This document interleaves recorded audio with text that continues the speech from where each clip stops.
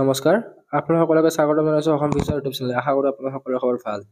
তো এই ভিডিঅ'টোত আজি আমি অসম BSc নাৰ্ছিং বা Srimanta Sankardev university of health science চমুকৈ SSVHSৰ BSc নাৰ্ছিঙৰ এপ্লিকেশ্যন ফৰ্মৰ কথা আলোচনা কৰিম।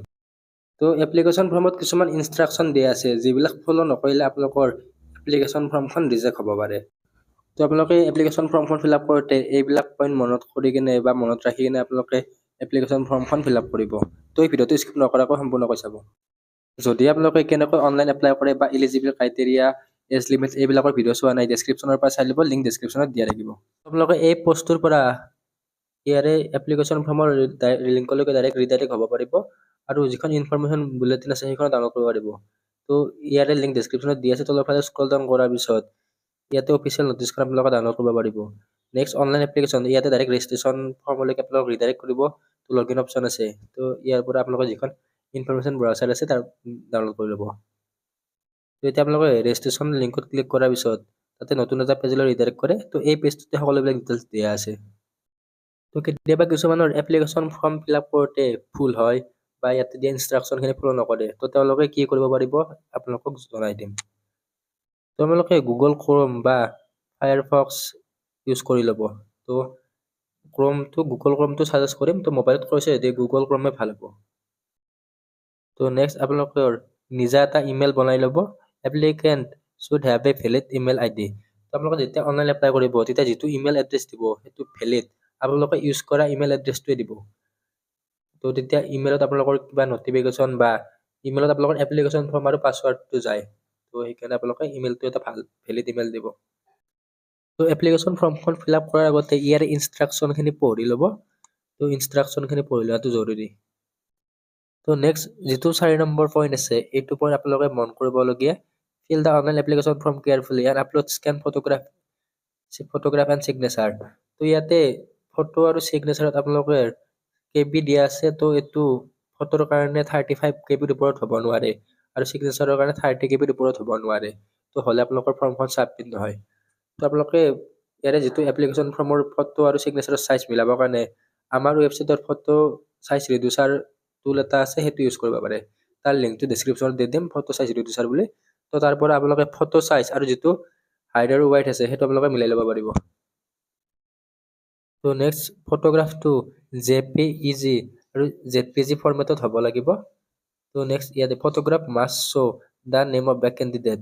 তো আপোনালোকে যিখন ফটো উঠিব সেই ফটোখনত আপোনালোকে নৰ্মেল ফটো নহয়, আপোনালোকে হাতত এখন ফলক লৈ বা এখন বগা কাগজত নিজৰ নামটো লিখি কিনে ইয়াতে নেম অফ দ্য কেণ্ডিডেট, নেমৰ লগতে ডেট, তো আপোনালোকৰ নামটো লিখি ল'লে। তো নামটো লিখি কিনে তলৰ ফালে ডেট দিব, যোন তাৰিখে ফটো উঠিছিল। ছাপ'জ আজি 25, তো 25/4/25। তো তেনেকৈ লিখি কিনে আপোনালোকে ফটো উঠিব। তো ফলক যিখন কাগজত লিখিব সেই কাগজখন চেষ্ট মানে বুকৰ সমানত থাকিব লাগিব। তো আপোনালোকক ফটো দেখাই দিম বাৰু। তো আপোনালোকে ইয়াতে স্ক্ৰীনত ফটো এখন চাই ল'ব। Placard held by the candidate in front of the chest. তো আপোনালোকে বুকৰ সন্মুখত এইখন ফলকখন লৈ কিনে ফটো উঠিব লাগিব। তো next it should be without cap and goggles. তো আপোনালোকৰ মূৰত কেপ থাকিব নোৱাৰে, টুপি থাকিব নোৱাৰে আৰু ছানগ্লাছ তেনেকুৱা টাইপৰ গ্লাছ থাকিব নোৱাৰে। আপোনালোকে নৰ্মেল চশমা ইউজ কৰিব পাৰিব, কিন্তু ছানগ্লাছ এনেকুৱা গ্লাছ ইউজ কৰিব নোৱাৰে। ইয়াতে দি আছে candidate not complying with this instruction or with unclear photograph are liable to be rejected. যদি আপোনালোকৰ ফটোগ্ৰাফটো আনক্লিয়াৰ হয় তেতিয়াহ'লে ফটোগ্ৰাফটোৰ কাৰণে আপোনাৰ এপ্লিকেশ্যন ফৰ্মখন ৰিজেক্টো হ'ব পাৰে। তো সেইকাৰণে ফটোটো আপোনালোকে এবাৰ চাই কিনে আপোনালোকে এপ্লিকেশ্যন ফৰ্মখন ফিল আপ কৰিব। তো ইয়াতে যিখিনি 4 নম্বৰ ইনষ্ট্ৰাকশ্যন দি আছে এইখিনি ইম্পৰ্টেণ্ট ইনষ্ট্ৰাকশ্যন হয়। আপুনি যদি আপোনালোকে 2025ত BSc নাৰ্ছিং বিফাৰ্ম পেৰামেডিকেল কৰ্চৰ এণ্ট্ৰেন্স এক্সাম দিম বুলি ভাবি আছে, তেনেহ'লে আমাৰ ই বুক আৰু মক টেষ্ট চিৰিজবিলাক লৈ ল'ব পাৰিব। তো ই বুকত 4000তকৈ অধিক MCQ উইথ এনচাৰ পাব। তো ইয়াতে আপোনালোকে ফিজিক্স, কেমেষ্ট্ৰি, বায়'লজি আৰু ইংলিছ গ্ৰামাৰৰ MCQ কুৱেশ্যন পাব। অসমীয়া মাধ্যম বা ইংৰাজী মাধ্যম দুয়োটা মাধ্যমে উপলব্ধ আছে, আপোনালোকে যিটো মাধ্যম ল'ব খোজে সেইটো মাধ্যমে পাই যাব। তো ই বুকৰ প্ৰাইচ 149 আৰু মক টেষ্টৰ প্ৰাইচ 70। তো আপোনালোকে ই বুক আৰু মক টেষ্ট দুটা কম্বাইন কৰি ল'লে 199 হয়। তো যিবিলাক আগ্ৰহী কেণ্ডিডেট আছে তেওঁলোকে এই ই বুক কেইখন লৈ ল'ব পাৰিব। তো লিংক ডেছক্ৰিপশ্যনত দিয়া আছে, ডাইৰেক্ট ডেছক্ৰিপশ্যনৰ পৰা নহ'লে হোৱাটছএপত কণ্টেক্ট কৰি লৈ ল'ব পাৰিব। ডিছপ্লেত হোৱাটছএপ নম্বৰ দিয়া আছে, আপোনালোকে হোৱাটছএপত কণ্টেক্ট কৰি লৈ ল'ব। আপোনালোকে এবাৰ ছাবমিট কৰাৰ পিছত এপ্লিকেশ্যন ফৰ্মখনত কোনো ধৰণৰ এডিট অপশ্যন নাই।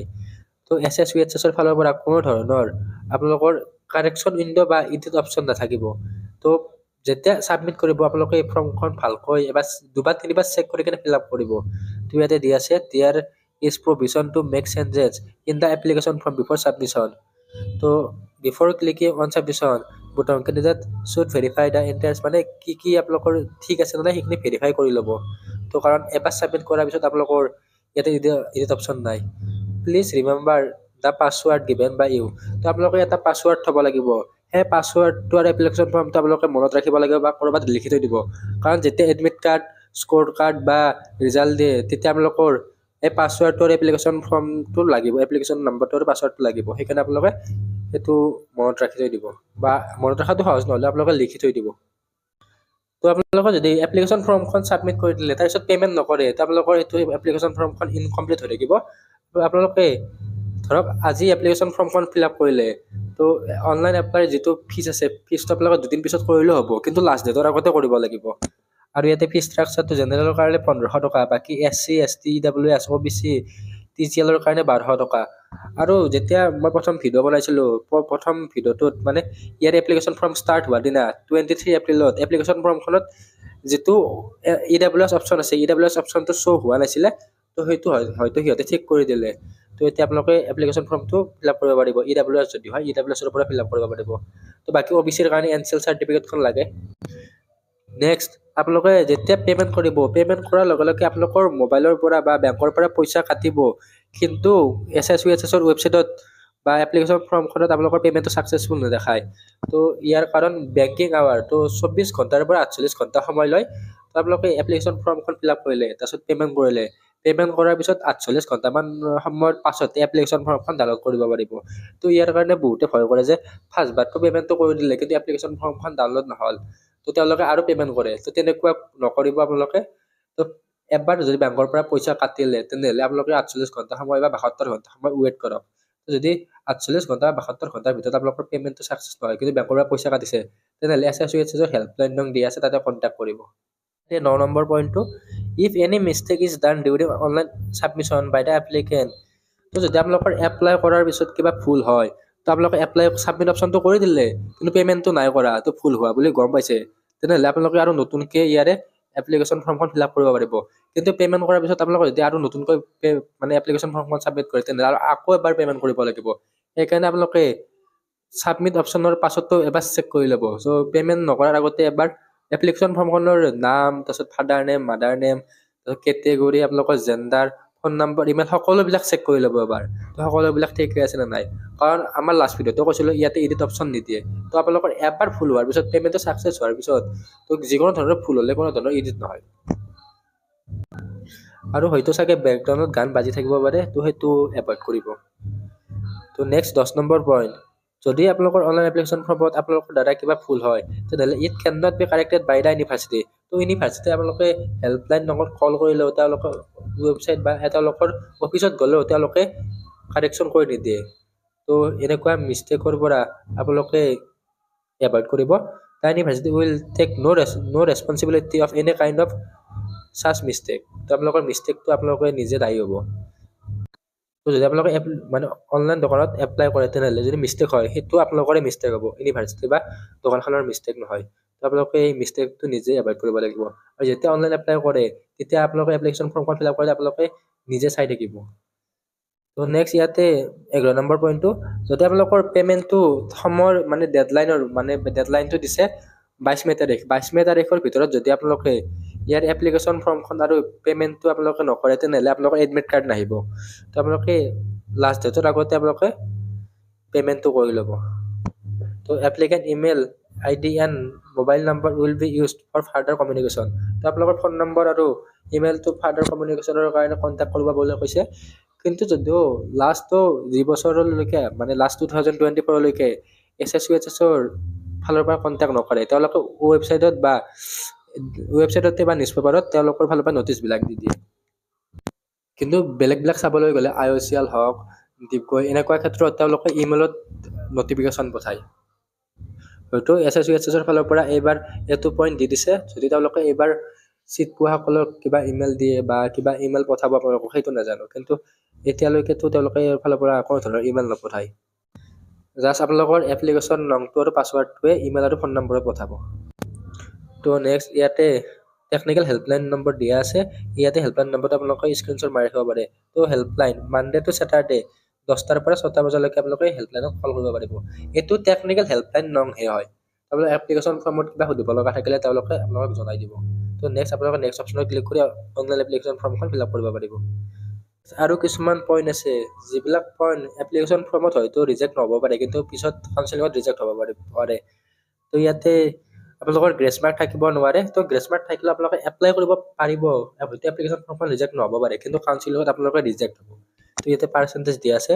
তো জেনেৰেলৰ কাৰণে 50% লাগে, physics chemistry biology with English. Next physically হেণ্ডিকেপৰ কাৰণে 45% আৰু OBCৰ কাৰণে 40%। OBC মানে SC ST EWSৰ কাৰণে 40%।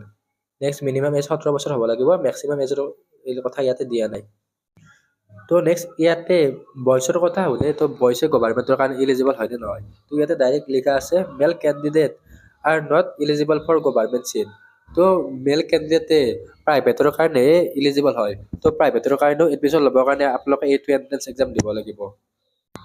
তো নেক্সট এতিয়া বহুত ল'ৰাই সুধি আছে যে বয়সৰ কাৰণে BSc নাৰ্ছিংটো ভাল হয়নে নহয়। তো ইয়াৰ ওপৰত এটা এক্সট্ৰা ভিডিঅ' আনিম। তো বয়সৰ ক্ষেত্ৰত BSc নাৰ্ছিংটো চুইটেবল হয়নে নহয়, বয়স ভাৰ্চেছ BSc নাৰ্ছিং, তো এটা সম্পূৰ্ণ ভিডিঅ' আমি লৈ আহিব চেষ্টা কৰিম। তো আপোনালোকে চেনেলটো ছাবস্ক্ৰাইব কৰি থৈ দিব, হোৱাটছআপ গ্ৰুপতো জইন হৈ ল'ব, লিংক ডেছক্ৰিপশ্যনত দিয়া থাকিব। তো নেক্সট ইয়াতে আৰু PRC is mandatory for government seat.